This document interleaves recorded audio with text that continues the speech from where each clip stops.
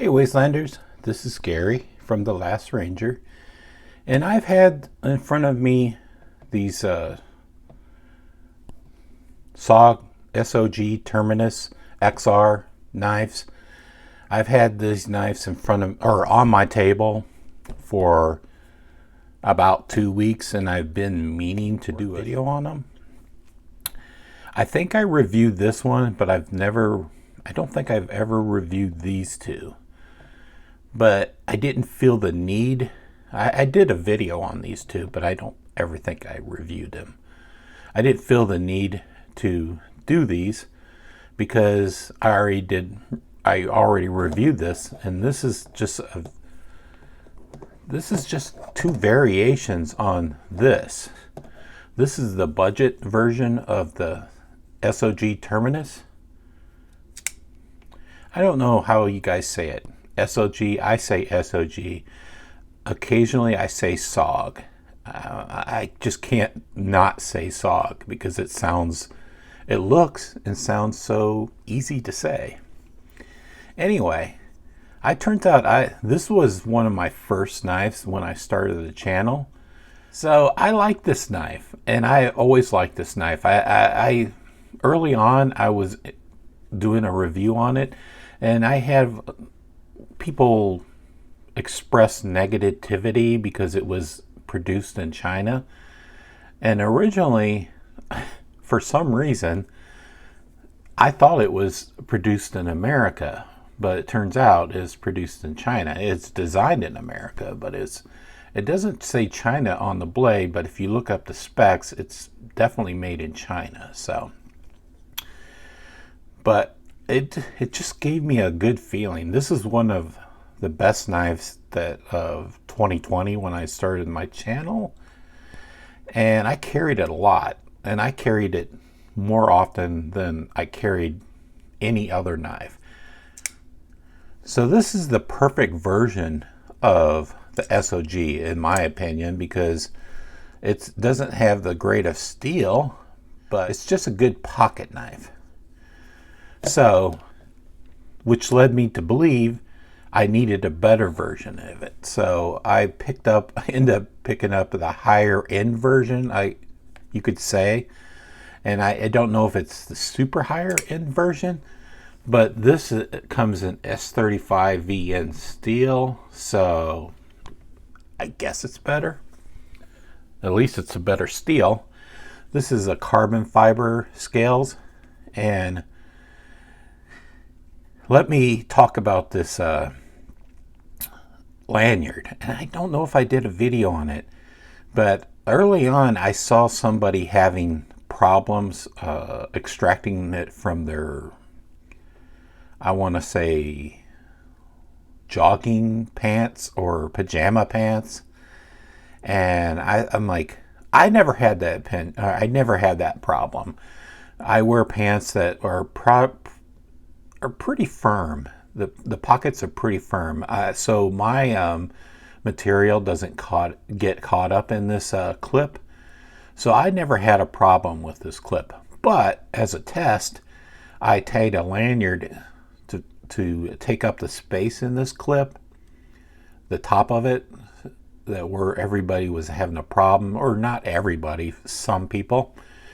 So I wore some basketball shorts, and so I didn't have anything that loose like the guy wore to test it. So I ended up testing it with basketball shorts, and I used this, and then sure enough, I got some material in there, but I still never got a hang up like that guy.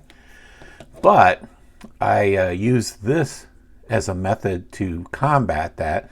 So I tied a lanyard, and I just made it a little lanyard. You don't really need a lanyard, but I did.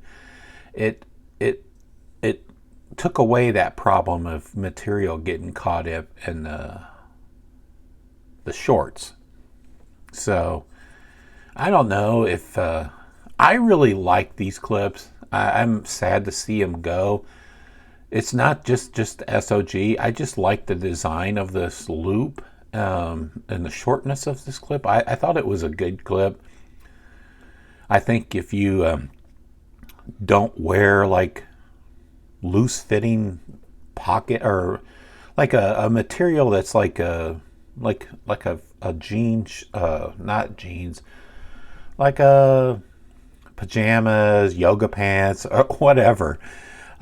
So I wear BDUs, and I have some jeans, and I put some jeans on too, and I didn't have any problem with this clip. So I don't know if this clip went away because the problem with this were people getting material caught up in this. I don't know. So I was sad to see it go. And I honestly didn't carry this knife that much, and I didn't use it that much. This is the S35 version. You would think I would, with the upgraded steel, I would carry it, but I just didn't. I still carry this a lot. So I got it in my head when this brass version came out. I had to have it because I read that it had carbon fiber scales, and that made it light. And yeah, it does make it lighter. And I like this carbon fiber being paired up with brass, which brass is normally heavy. But this was the time they introduced the new clip, and the new clip is fine. I mean, it's fine. It sort of eliminates that loop, that way of getting caught up in the material getting caught up there. But again, I still like this clip because it's fatter. I think this clip is too skinny. So when I need to, oh, by the way, this is a limited edition, 95 of 250. And I don't know how limited this is because I see brass version still on their website. I think they wanted to introduce the limited variation, and then they decided to make it not limited, or I don't know, because you can still, I think you can still get it on their website. So this is also in the CPM S35 VN. So, and this is the knife that they released, and they changed their name. Well, they didn't change their name. They stopped listing out SOG. They started going to the whole name, the Studies and Observation Group. So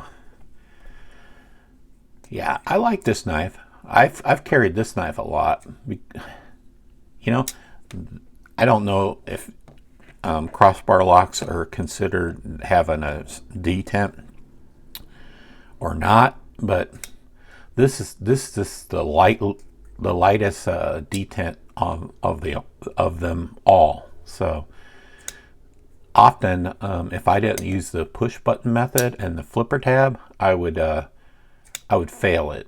So, and sometimes I use the access lock to open it, and sometimes I use a thumb stud.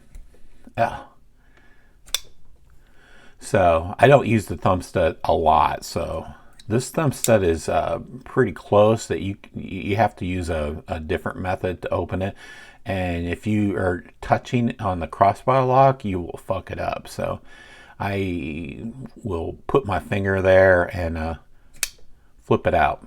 So if I don't put my finger there, I sometimes touch this, and then I can't roll it out, or I can't flip it out. So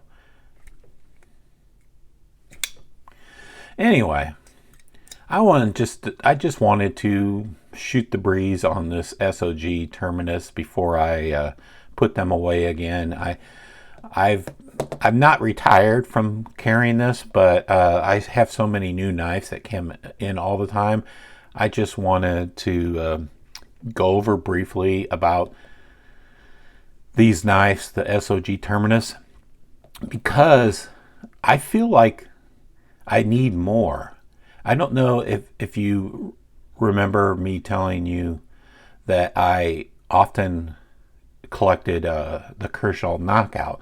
I had an addiction. I think I had like 10 or 11 variations of the Kershaw Knockout at one time. I think I have maybe 8 or 9 now.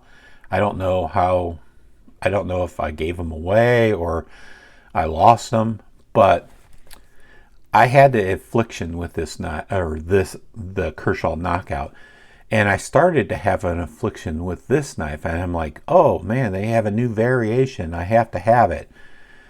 And until I got to looking at this, I like this, but I'm not fond of the clip, and the action on this wasn't so super spectacular as these two. I don't know what turned me off. It was just like, if I almost went down the rabbit hole of collecting this same knife and different variations of steel or scale, and I stopped myself, luckily. So my main question is, what do you guys collect a knife? I mean, if you collect I feel that people collect Benchmade bug outs, and they're like, it's just the same knife, but they see a different scales, they see a different steel, a different color of something like G10, and they have to have it. What are some other kinds of knives that you guys collect and you just have to have it? Are you guys addicted to a design that you have to have no matter it's the same knife? That's probably the ultimate question I want to know. So if you have any questions about these knives, or you feel I need to do a full-fledged review on these two knives, let me know in the comments and consider answering my question. Do you guys collect one knife, all variations, like me? Well, I don't do that anymore. I started to go down the rabbit hole with these ones, but finally I stopped myself at 3. I believe you can collect maybe 5 or 6 more variations if you really looked for these knives. Take care, Wastelanders.